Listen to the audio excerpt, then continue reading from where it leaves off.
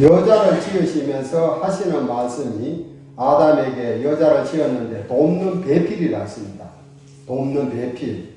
그래, 늘 이래 도와준다. 돕는 배필로 그렇게 이제 남자와 여자를 창조하셨는데 하나님께서는 남자와 여자를 창조하신 것은 조화입니다. 조화. 또 사람과 자연과의 조화입니다. 그 천지 만물에 창조된 것이 전부 다 하나님의 섭리 가운데 조화롭게 살아가라. 근데 만약 가정에 남자와 여자 같이 살 때에 그 가정의 조화를 이루게 됩니다. 그런데 먼저 남자가 떠나든지 먼저 여자가 떠나게 되면 조화가 그때부터 깨어지는 거죠. 제가 요사이 이제 돕는 배필하고 늘 같이 이렇게 한솥밥에 밥을 먹고 같이 잠을 자다가 언젠가 뭐 이렇게 떠나고 없으니까 남자 둘이만 사니까 얼마나 허전하고 참 삭막하더라고요. 그래서 정말 돕는 배필이 중요하구나. 그 여자 냄새만 맡아도 좋은데 냄새도 못 맡고 호래비 둘 냄새만 맡고 사니까 힘이 들더라고요. 그래서 뭐 밥 먹고 나서 그 설거지 하는 거 되게 귀찮대요.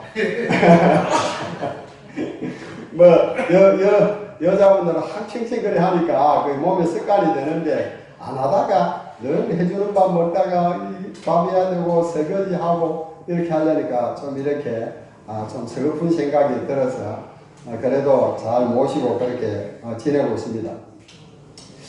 오늘 이 본문의 말씀의 제목은 나를 어떻게 보고 있는가. 전번에 우리 목사님이 김 목사님이 아마 하나님이 나를 볼 때에 어떤 눈으로 바라본다고요? 시퍼런 눈으로 본다. 그 말씀이 제 마음속에 이렇게 남더라고요.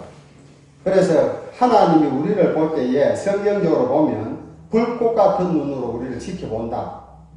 하나님은 이 세상 모든 만물을 창조하시고 사람들을 다 하나님께서 이렇게 불꽃 같은 눈으로 다 지켜보고 계십니다. 근데 많은 사람들이 하나님을 안 믿는 사람들은 하나님이 나를 지켜본다는 생각을 하고 있지 않지만은 우리 예수 믿는 그리스도인들은 언제나 내 삶 속에서 하나님이 나를 지켜보고 계신다. 그리고 하나님은 나를 어떻게 보고 있는가? 또 우리 미성교회 성도들이 나를 지금 어떻게 보고 있는가? 저는 한 번씩 그런 생각을 많이 해요. 목회를 하면서 우리 노예에서 주위의 동역자 목사님들이 나를 어떻게 보고 있는가? 제가 전에 시무했던 교회 그 성도들이 나를 어떻게 보고 있는가?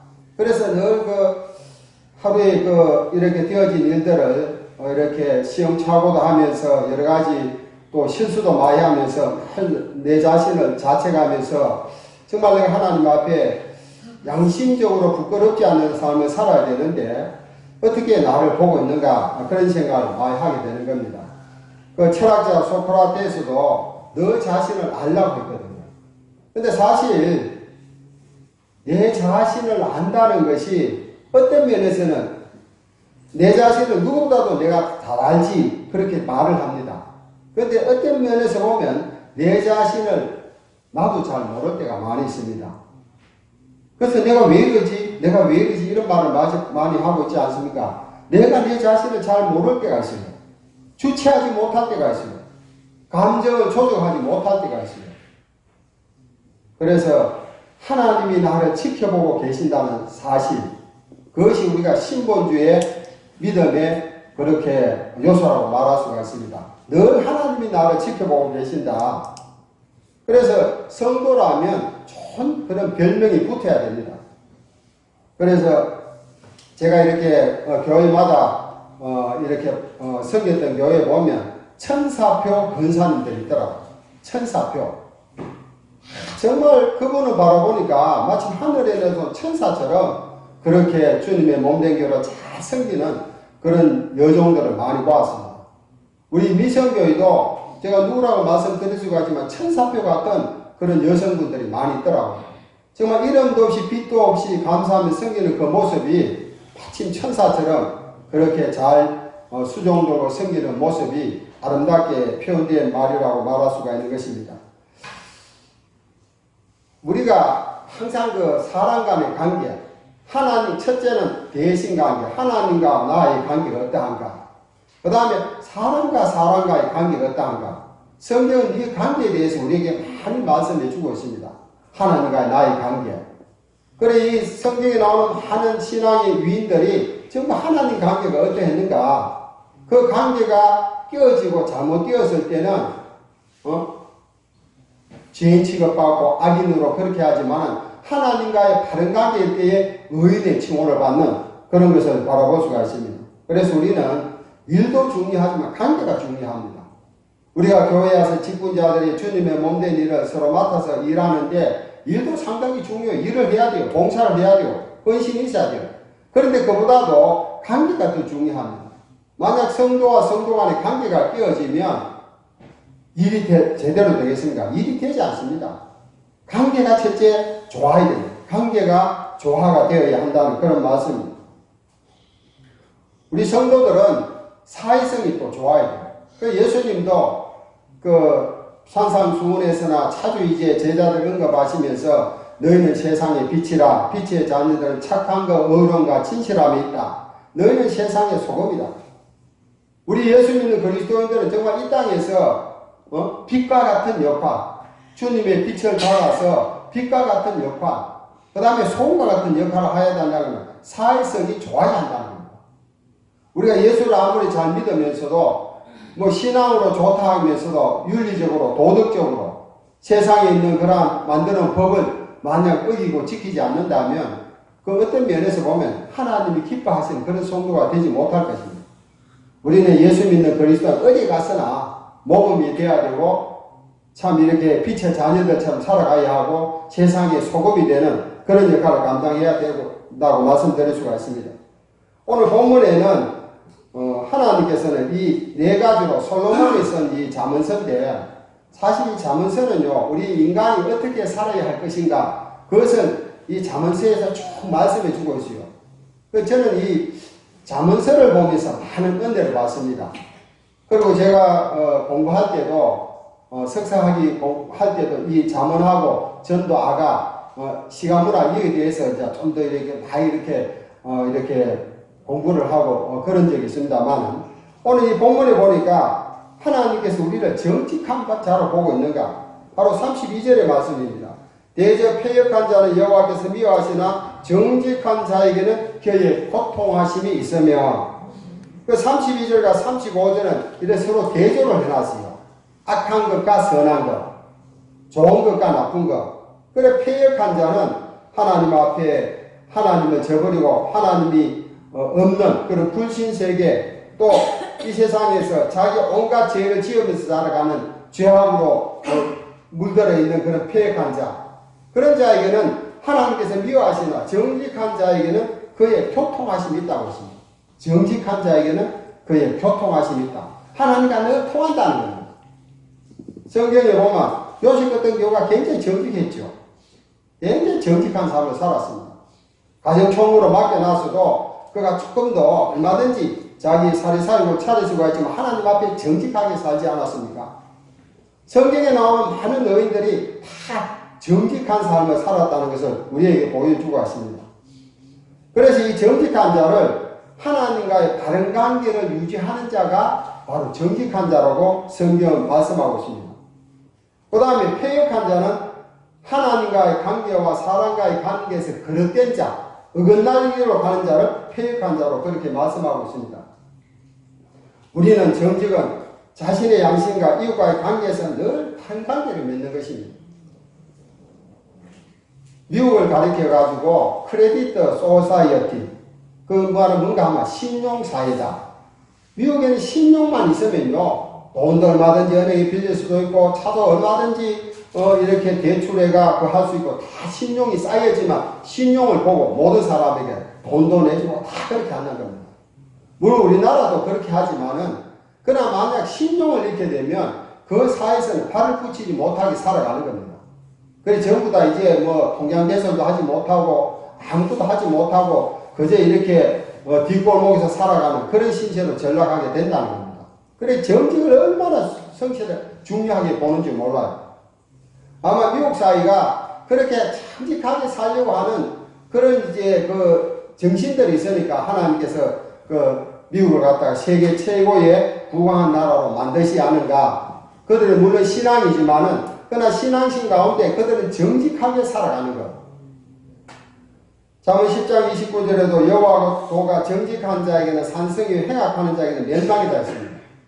시편 112편 2절에 보니까 정직자의 후대가 복이 있으리라 했습니다. 우리가 정직하게 살면 우리 후대가 복을 계속 이어받는다는 것입니다. 정직하게 살아야 됩니다. 우리는 조금 그 물질에 조금 눈이 어두워질 때가 있습니다.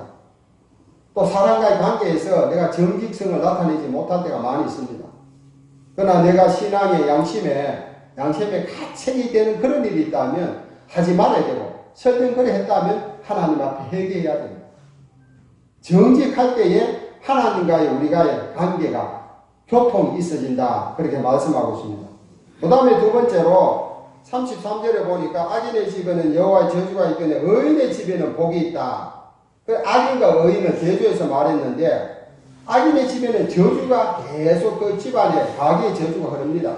그러나 의인의 집에는 복이 있다 했어요. 복이 있다. 성경에서 의인은 뭐를 가리키는가? 올바른 사람, 성도, 거룩한 성자, 무리도자, 거룩한 무리를 가리키고 있습니다.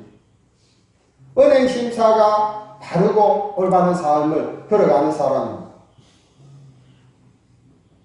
그래서 우리가 어떻게 의롭다함을 받는가? 믿음으로 말미암아 의롭다함을 받을 수가 있는 것입니다. 믿음으로 우리 주님께서 우리를 의롭다 여기신다고 그렇게 말씀하고 있습니다. 잠언 37장 25절에 보니까 내가 어려서부터 늙기까지 의인이 버림을 당하거나 그 자손이 걸시감을 보지 못하였다. 그는 종일토록 은혜를 베풀고 구워주나 그 자손이 복을 받는도다. 그렇게 말씀하고 있습니다. 우리가 올바른 살 때, 올바른 행실, 다시 말해서 믿음대로 살아갈 때에 버림을 당하는 일이 없습니다. 자손들이 걸시가 빌어먹는 그런 일이 없다는 겁니다. 이 말씀은 의인의 집에는 하나님의 복이 되도록 후손들에게 미친다는 사실을 우리에게 보여주고 있습니다. 그 다음에 세 번째로 진실로 그는 거만한 자를 비우시며 겸손한 자에게 은혜를 베푸신다. 거만한 자와 겸손한 자를 대조하고 있습니다. 우리는 겸손하게 살아야 됩니다. 하나님은 겸손한 자에게 은혜를 베푸시고 거만한 자를 물리치신다고 했습니다. 하나님은 겸손한 자를 들어서 하나님의 도구로 사용하십니다.